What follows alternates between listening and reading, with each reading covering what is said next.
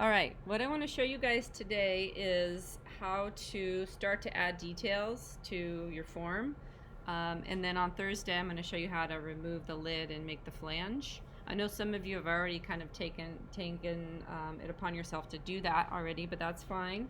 But I am going to show you just in case you're missing any details or any steps along the way or any finishing touches.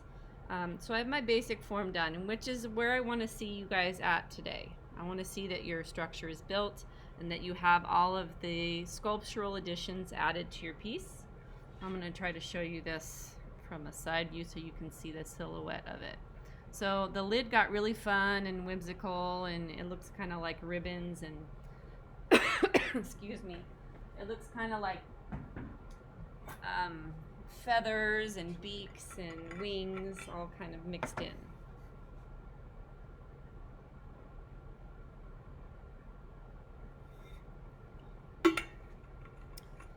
I especially like this one section here. It's hard to show you, but it looks like the head of a bird with a really long beak.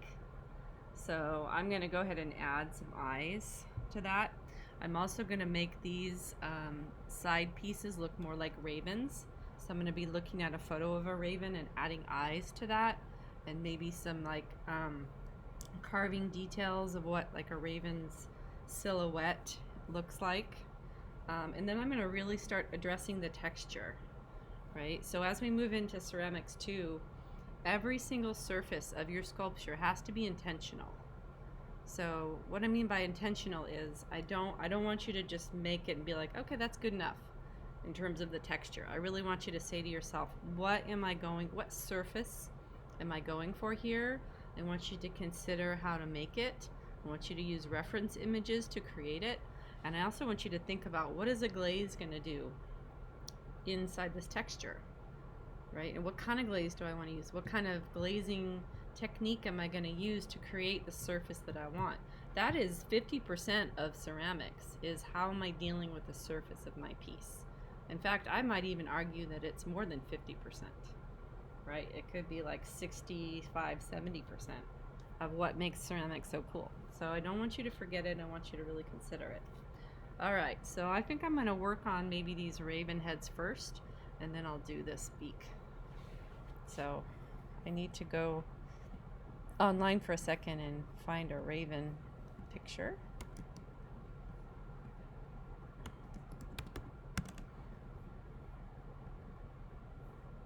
Nope, not the football team.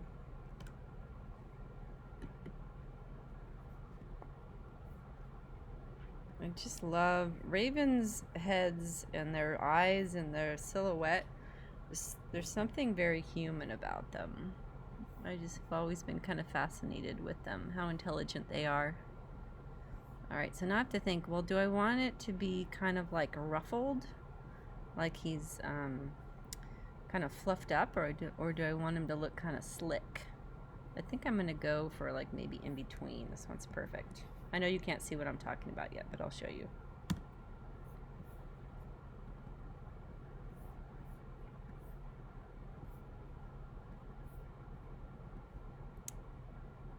Can't show you in the demo. I think I need to just print this, and that'll be a way for me to show you in the demo.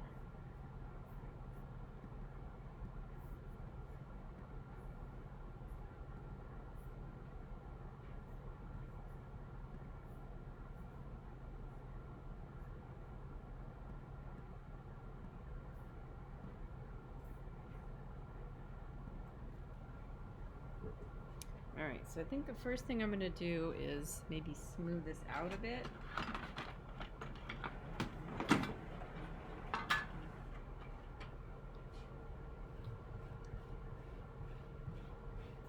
I'm using a rib tool here that's made out of rubber. It's a little bit softer than the metal. Can kind of conform to my contours a bit better. But it's still still a pretty stiff rib tool, so I can carve off of it. Do we have everybody here today? Where's Jonah? Is he here? I saw his name earlier, but I have not seen him check in physically.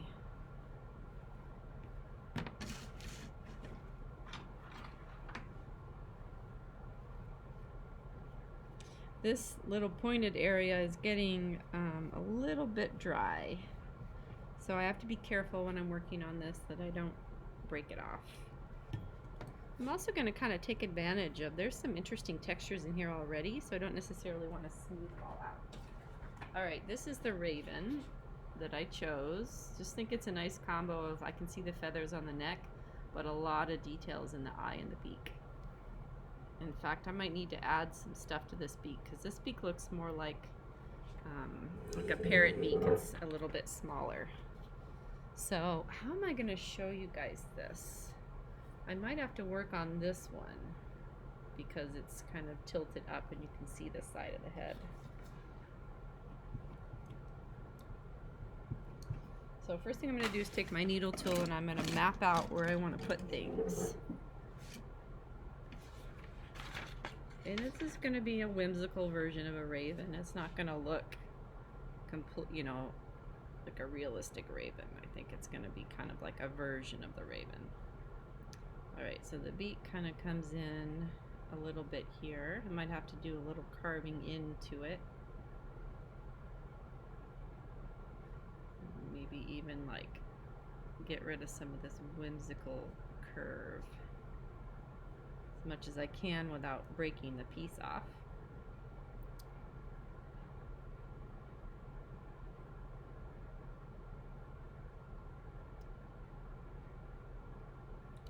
So I'm using my needle tool to carve the drawing in. Kind of map out where I'm gonna dig deeper and add more clay. So that sort of lands the eye about right there. Pretty big eye. And I think I'm gonna actually carve the socket out and make a ball of clay and put the eyeball in there. And then maybe just draw out a little bit of the contours, like he's got this concave area in the cheek here, and then the top of the eye has a little bit of a brow ridge, and then maybe even a couple, like map out where I'm gonna put some feathers, some 3D relief feathers. Okay, and then I'm gonna go to the other side and kind of find the equivalent place where I put this eye. And the edge of the beak.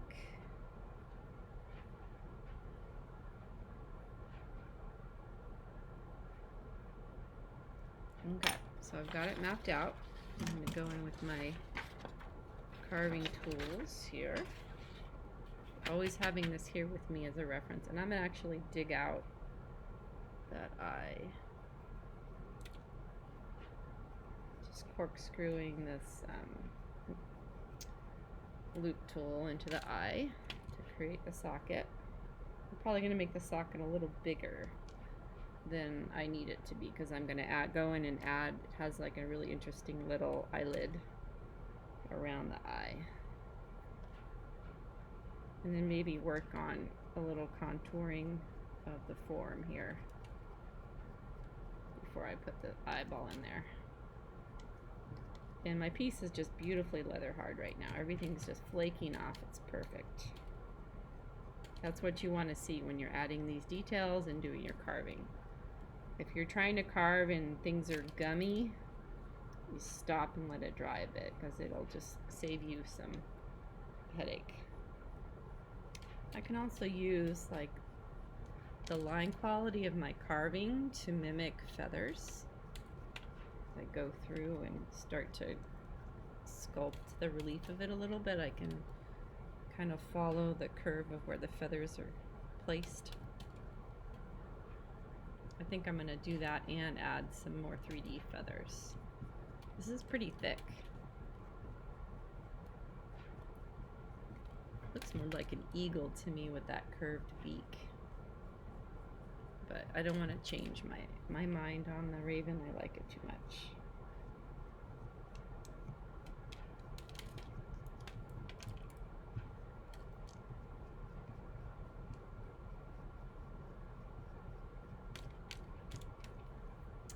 This is where I wish I could really have more of a movable camera. I could just kind of take it off its base there and prop it where you guys, let me experiment with that a little bit. It's all taped up to a tube up here. It's so MacGyvered up here. This DIY to the max, but I think I can find a way to maybe prop it up so you can see better what I'm doing. How am I gonna do this here?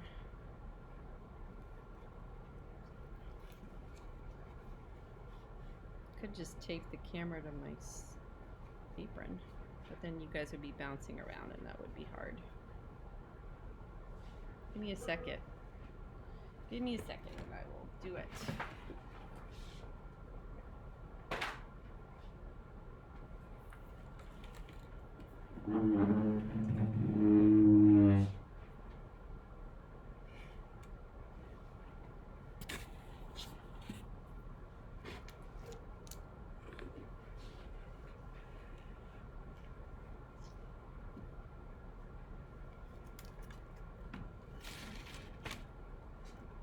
Try not to look at the screen too much right now. I don't want you guys to get dizzy.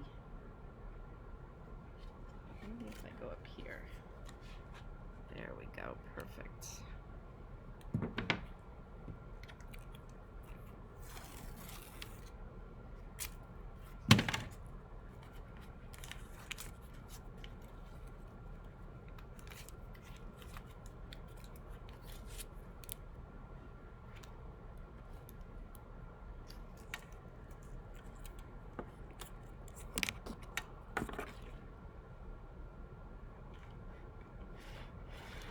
Okay, so now you can kind of see better what I'm working on here. That's good.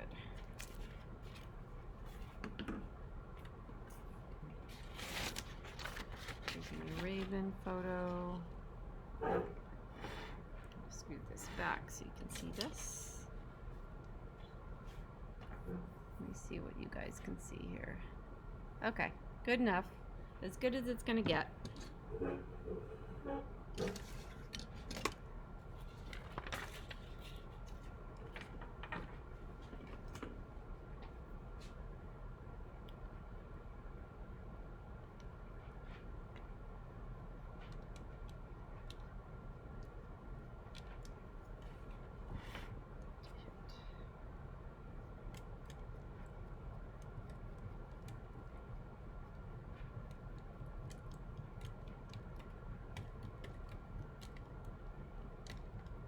I'm looking at this from all angles.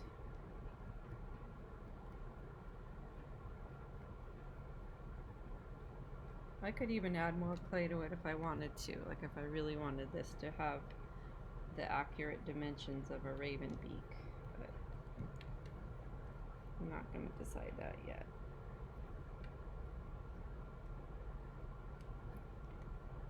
So as I was telling Ceramics 1, the carving of your piece sometimes can take longer than the building of your piece.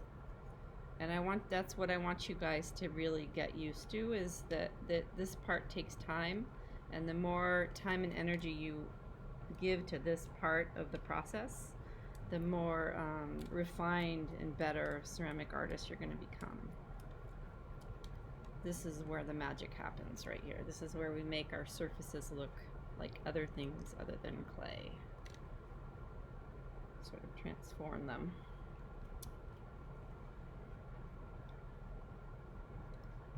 So you might be asking, well, what if I don't want that carved texture? Well, I'm only carving right now to manipulate the form. I'm going to go back in and add a different kind of texture at the end, depending on what I'm trying to go for. So you can kind of see the beak is starting to kind of form, and I've got the eye, and then some deeper carved lines in here for the neck of the raven.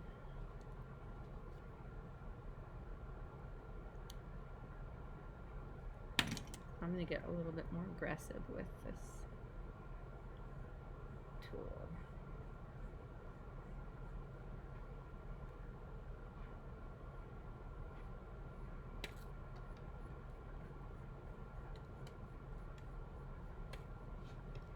This also makes your piece a lot lighter.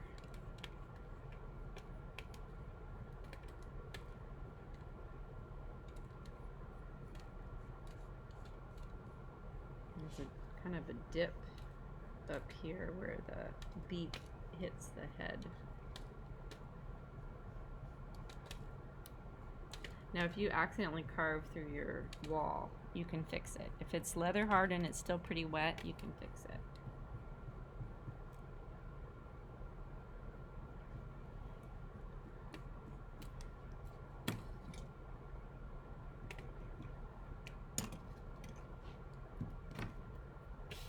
Now this raven has some interesting feathers that are long that kind of sit on top of the nose. I might have to go back in later and add those.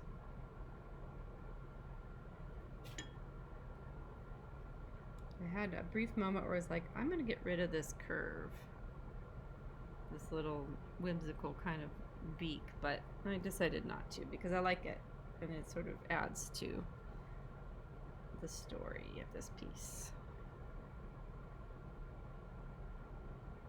So I just drew that line in there to tell me where I want to carve deeper. I want it to look like that top beak is sitting on top of the bottom beak.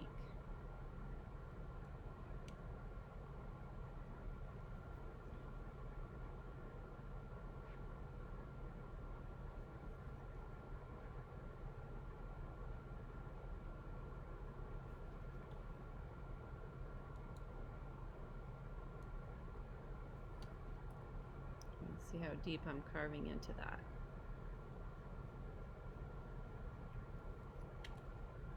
And then this beak kind of comes up this way.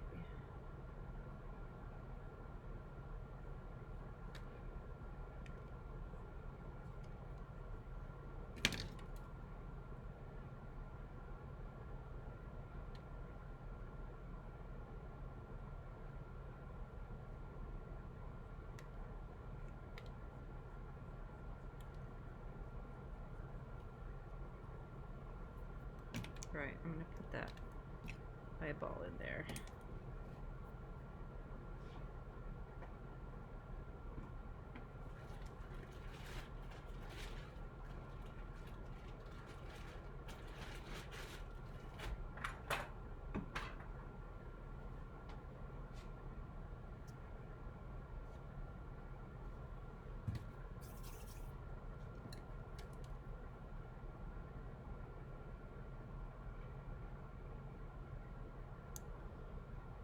Yes, I am scoring everything, even the eyeball.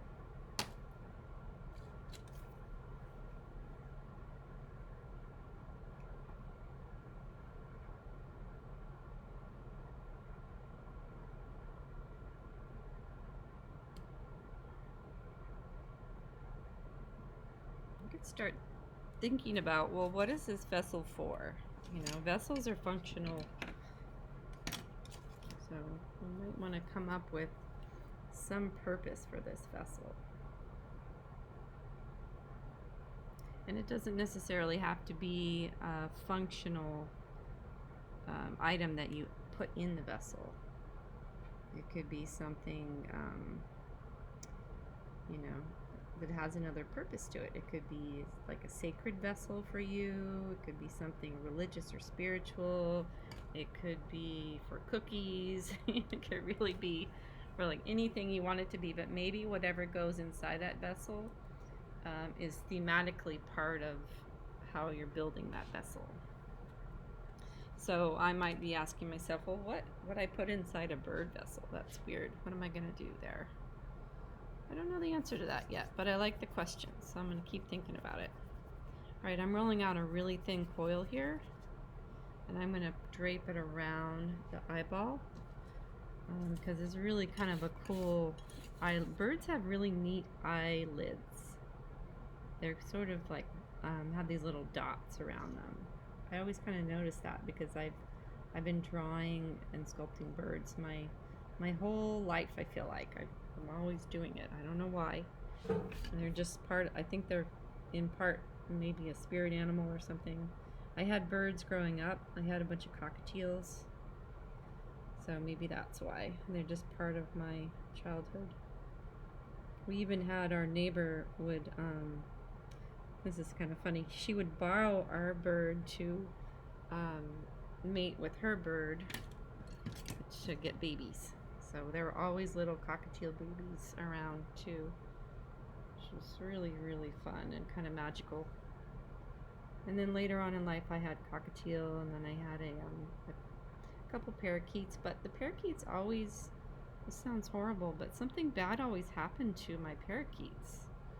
I had one parakeet that he was just squawking really badly, and I went in over to the cage and picked him up, and he had a little heart attack right in my hand, and he died, and it was so sad. And then I had another parakeet that she didn't have enough calcium in her body, and so when she tried to lay an egg, it got stuck inside of her, and she couldn't push it out, and it killed her.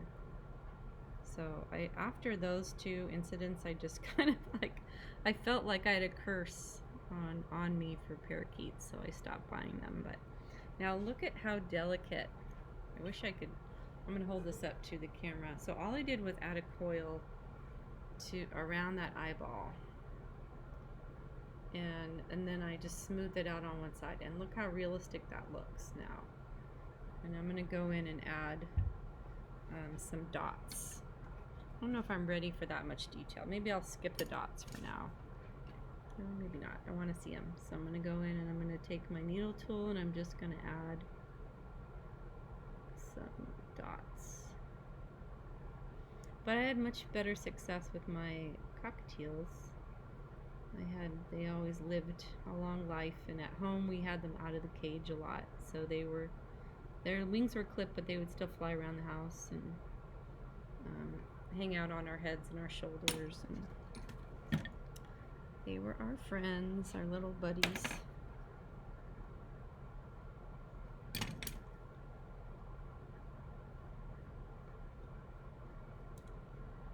Anyone else here have birds? I know that Sophia in my other class has a bird. She's a cute, I can't remember what kind. It's some type of beautiful little parrot. She keeps it in a cage next to her while she's making her clay pieces. We can hear it. It's really sweet. All right, so that's just the start. So I might go in with maybe a wet sponge and clean up the beak a bit, get rid of those lines, and then keep the lines where the feathers are going to be, but smooth out the beak a bit.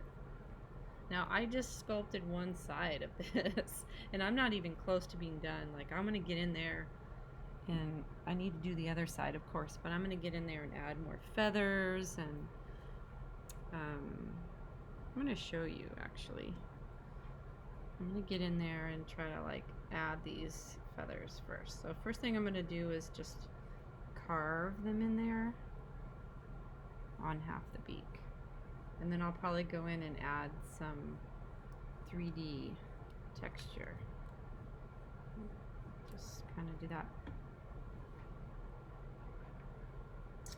And then to create sort of like, I want these feathers to look like they're sitting on top of the beak. So I'm going to go in and actually carve out underneath the feathers and sort of create like a fake ridge here.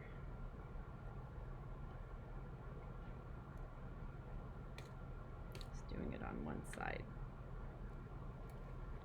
So you can kind of see now there's sort of a fake ridge. I mean, I've seen birds. Yeah, you have a question, Zoe? Yeah, do you still have birds, or did you stop getting No, any? no. The last this is the third set of parakeets that I let demise. They went to their demise. I forgot about these. I had them outside in a cage, hanging up in a tree. And I left for like an hour, and I came back and something attacked the cage, and the bottom of the cage fell off, and then they flew away. So that was probably like maybe 4 years ago. And after that I was like, okay, I'm so irresponsible, I guess. I don't know. I can't take care of these parakeets. So It's so sad. I stopped trying. But yeah, I don't know. Do you have birds? I used to have chickens. Chickens! I've always wanted chickens. They were adorable, but we had to sell them. Yeah, no, I never had them myself, but I had a boyfriend years ago that had a chicken coop in the back, and some tragic things happened to those birds too. He lived behind a children's home. This is horrible. I don't know why I'm telling you guys this, but um, the kids in the children's home kind of caught on to the fact that there were chickens in his yard, and so they started throwing silverware over the fence, trying to hit the birds with the silverware. What? Yep. And then this is so disturbing. I shouldn't be telling you this, but we went back there one morning, and one of the chickens, someone had taken its neck and put it between the fence slats. Oh my god. It was awful. It was horrible. We even That's went over. That's awful. Yeah, we went over to the children's home, and we told them what happened and said, please keep an eye on the kids, because they're just taking out their life's stuff on our birds, you know. That's awful. Yeah. Okay. That's enough with the depressing, tragic bird stories, Miss Grimminger. But yeah, chickens are sweet. They have such personalities. So, kind of a funny bird story. When I would spend my summer with my family in Washington, like North Washington, they had chickens. And I was allergic to the trees up there because they're all pine. And so I would they had like a tree house, and the chickens absolutely hated me for no reason. Like, I would try to feed them. I was able to hold like one of like the babies, but the rooster just had something against me. Oh, well, roosters are territorial. Yeah, he was threatened. So the rooster would like get all the hens to also hate me.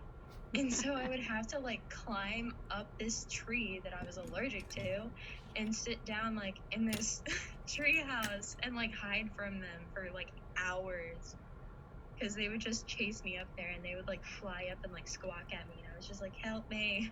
So my cousins would have to like go up there and like slowly like wrangle all of them back into the coop. And I was just like, I'm not on like bird whatever, like, you're not on bird duty. Don't get along with me. Some people hate birds. Some people are really like freaked out by them. I love birds. Like, my aunt had a parakeet, and was super duper sweet. His name was Cracker, and he was just like, oh my goodness, he was one of the sweetest, and he was really, really soft too. But chickens just do not agree with me. They're temperamental. Some of them are really sweet, and some of them are really territorial and aggressive. Was that true for you, Zoe, and your chickens? Sorry, can you repeat that? I was just asking about your chickens. Did you have some really nice ones and some aggressive ones? Yeah, actually, well, we had a couple that were just, none of them were particularly nice. They were just like, there were some that were just like passive and would just like chill out. And there was one that was really fast and would run around, and she was really mean. But they were cute. They all had personalities, and they were really sweet. Yeah. Have you guys ever seen that photographer that takes pictures of all the different types of chickens? No, I haven't. Just look up chicken photography. It's a thing. It's a whole category of photography. Oh yeah, I'm not joking. Like, people are into taking pictures of their chickens and their pets, pretty much. All right, guys, we're getting close to the end of class. I want to post your checkouts, but just take a quick peek at the head of this bird now. So I've really carved in the beak, and I've put a physical eyeball into it. I even poked a hole where that reflection goes, just for a physical detail. You'll see a lot of Greek sculptures have that hole where that light reflection would be. And then lots of poking and like carving and making it look really three-dimensional. And I spent, a half an hour on just this. So imagine like, oh, I'm going to do this to the whole sculpture, right? It's going to take me some time. Okay, I'm going to go ahead and finish this up. And then we'll post our checkouts. So hopefully you guys have seen these. I don't know if you would ever, if you're here and you're watching, that's what I want you to do. But if you're ever absent or you need to be reminded of how I did something, I post all of these videos. Every single one of these demos is posted on Schoology the day that I do it, and it's labeled by the date.